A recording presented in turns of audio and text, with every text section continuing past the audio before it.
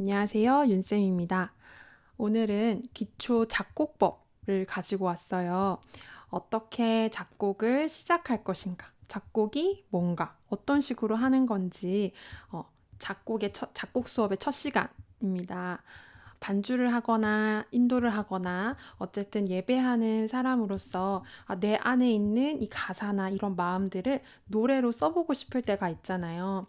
근데 그 노래로 쓰는 작업이 어, 어렵지 않은데 그걸 굉장히 어렵게 생각하시더라고요. 그래서 쉽게 먼저 접근을 해보려고 해요. 자, 음악의 3요소가 뭔지 아십니까?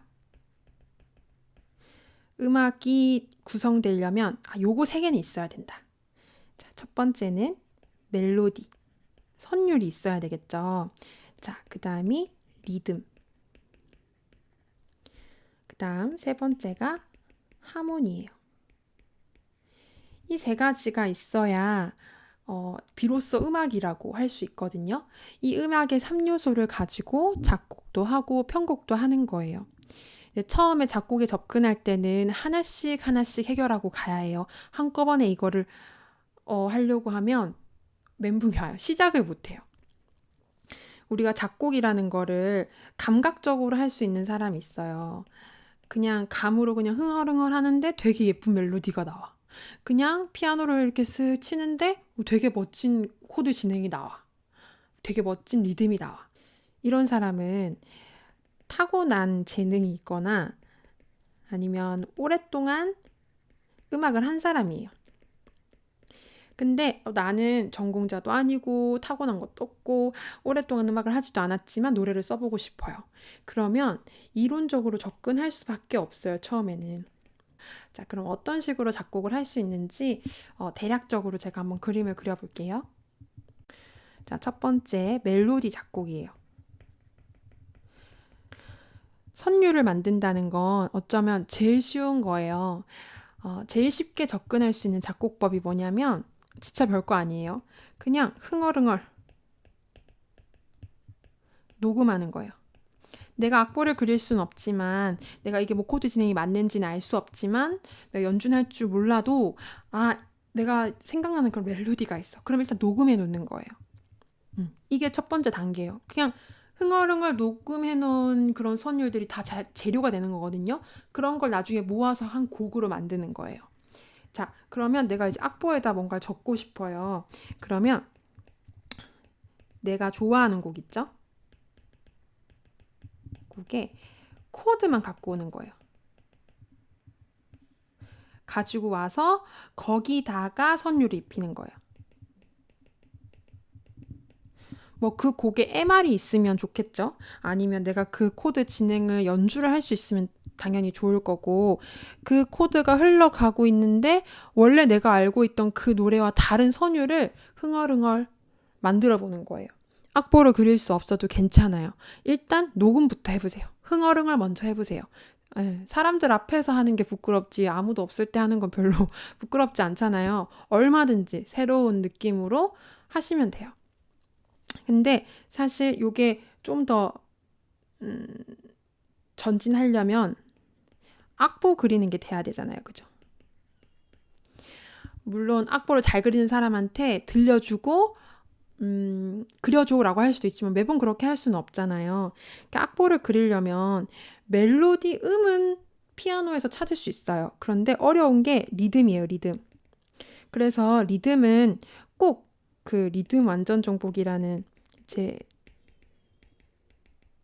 영상이 있거든요. 그 영상을 꼭 보시고 리듬을 그리는 연습을 좀 하시는 게 좋아요. 길게 봤을 때 나중에 내가 악보도 그리고 싶다 하면 네, 꼭 준비되어 있어야 할 것 중에 하나예요. 작곡을 하려면. 그리고 이제 코드 스케일. 뭐 그 코드 그 키에 그 코드에서 쓸 수 있는 음이 있고 또 그 음이 흘러가는 흐름이 있거든요. 근데 그런 걸 이제 좀 전문적으로 공부하려면 뭐 대위법이라든지 뭐 코드 스케일이라든지 뭐 이런 것들을 좀 공부하면 좋지만 지금 그렇게까지 나가지 않아도 괜찮아요. 흥얼흥얼 녹음하는 것부터 시작해 보세요. 자, 두 번째는 리듬 작곡이에요. 이것도 물론 흥얼흥얼 하면서 리듬을 만들 수 있는데, 자, 똑같은 곡을 리듬만 다르게 해줘도 변화가 커요. 그러니까 여러 가지 리듬 패턴을 많이 알고 있으면 또 내가 연주할 수 있으면 당연히 도움이 되겠죠. 이 리듬을 작곡하려면요, 사실 연주 실력이 좀 필요해요. 이렇게도 쳐보고 저렇게도 쳐보고 이게 입으로만 가지고 되지 않거든요. 전체적으로 흘러가는 리듬 패턴은 피아노나 기타 같은 거를 연주할 수 있으면 좀 더 쉽겠죠. 사실 이 리듬 작곡은 멜로디의 리듬은 멜로디 작곡에 들어가요. 그런데 이걸 어떤 식의 리듬 패턴으로 연주할 것인가, 부를 것인가 하는 그 전체적인 그림을 맞추기에는 연주 실력이 좀 필요하고 아니면 내가 장르에 대한 이해가 좀 필요하겠죠. 아니면 연주를 잘하는 사람이 내 옆에 있으면 돼요. 내가 언제든지 이거 한번 연주해줘봐 이렇게 얘기할 수 있는 사람이 있으면 좋죠. 그런데 내 머릿속에 있는 걸 그대로 표현하기는 내가 연주할 수 있는 게 제일 좋거든요. 네, 리듬 작곡은 이제 장르에 대한 이해가 있으면 좋아요. 자, 그 다음 세 번째는 하모니 작곡입니다. 화성학을 공부해야 해요. 이거는 코드는 진짜 공부를 해야 해요. 그런데 이론적으로 이제 뭐 교재나 영상을 가지고 화성학을 공부하는 것과 동시에 좋아하는 곡들을 화성 분석하는 연습을 많이 해보세요. 이 곡에 만약에 뭐 G키다. 그럼 G키에 뭐 C가 왔다가 만약에 D가 왔어. 그럼 이게 몇 도인지, 그 다음에 어떤 기능을 하고 있는지, 얘가 왜 여기에 나왔지? 이 앞뒤 전후 상황을 본다거나 선율과의 관계를 본다거나 그런 식으로 화성 분석을 많이 해보세요. 그러면 확실히 재료가 쌓여요. 이때쯤에는 몇 도를 쓰는 게 좋고 몇 도, 몇 도, 몇 도 이런 진행은 이런 느낌이고 분수 코드를 이런 식으로 사용하는 거고 요런 진행이 되게 예쁘더라 하는 그런 재료들을 쌓는 데는 많이 화성 분석을 해보고 이제 전체적인 그림을 그려보고 하는 게 필요해요. 한 곡을 분석해보는 연습을 하는 거예요. 세세하게 한 코드 한 코드도 분석해보지만 전체적으로 어떤 흐름을 가고 있는지 그것도 볼 줄 알아야 해요. 네. 그래서 하모니 작곡, 그러니까 화성 작곡을 연습하기 가장 좋은 거는 간단한 동요나 찬송가 같은 거 있죠. 그러니까 화음 코드가 되게 단순한 거. 그거를 코드만 변화시켜 보는 거예요. 그게 뭐냐면 리하모니제이션이라고 하거든요. 코드를 새로 입히는 거예요. 코드만 자꾸 새롭게 만들어 보는 연습을 하면 이게 이제 코드에 대한 이해, 코드 진행에 대한 이해가 생기거든요. 화성학 공부랑 같이 좀 하모니는 확실히 공부가 필요한 부분이에요. 멜로디는 좀 감각적으로도 할 수 있는 부분이고 리듬은 또 장르에 대한 이해가 필요하고 그렇습니다. 저 같은 경우는 처음 작곡을 했던 게 초등학교 때 동요 작곡을 했었어요. 학교에 저희 교감 선생님이 그 지역의 작곡 뭐 협회장인가 뭐 그런 분이었어요. 동요 작곡. 네. 그래서 학교에서 좀 음악 좀 한다는 애들 모아가지고 4학년 때부터 작곡을 시키셨어요. 작곡 공부를 시키셨어요. 그래서 6학년 때까지 3년 동안 했던 것 같아요. 정확히 기억 안 나지만 그래서 무슨 대회 같은 것도 나가고 처음으로 서울에 왔던 것도 그 작곡 대회 때문에 처음으로 비행기를 타고 서울에 와봤거든요. 그렇게 동요 작곡부터 시작을 했어요. 동요 작곡은 진짜 4마디부터요. 4마디.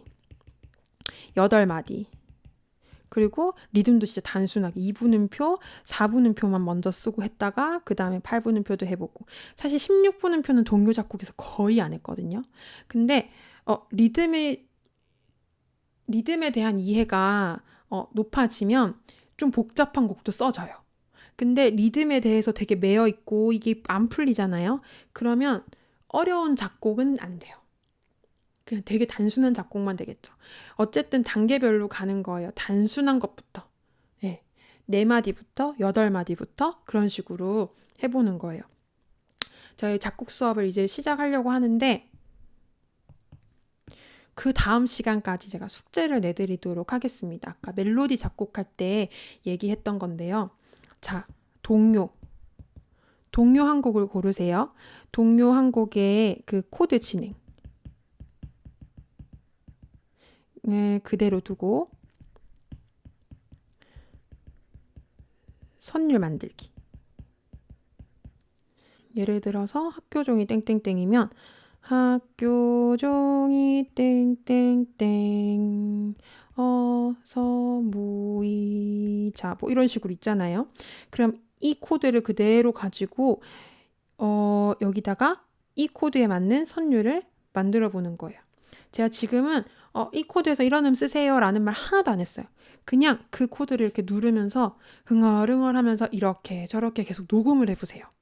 그러면 그 코드에 맞는 대충의 그런 음이 나오게 돼 있어요. 내가 C 코드를 치고 있는데 생뚱맞게 파라는 음이 툭 이렇게 나오지 않아요. 자연스럽게 그 C 코드 안에 있는 게 나오거든요. 이거는 이제 감각을 기르는 훈련을 하는 거예요. 이론적인 건 제가 그 다음 강의에서 또 알려드릴 테니까 지금은 감각을 자꾸 쌓는 연습을 하는 거예요. 이렇게 동요를 가지고 하는 거예요. 이 선율을 만드는데 최소한 3가지 다른 선율을 만들어 보세요. 그러니까 3곡을 만드는 거예요. 네, 8마디 곡도 괜찮고 16마디 곡도 괜찮아요. 어쨌든 선율을 만드는 감각을 이번에 키우는 연습을 해볼게요. 숙제하시고 그 다음 영상으로 넘어가셔야 됩니다. 아셨죠? 네. 그 다음 영상을 기대해 주시고 오늘은 여기까지 할게요. 안녕.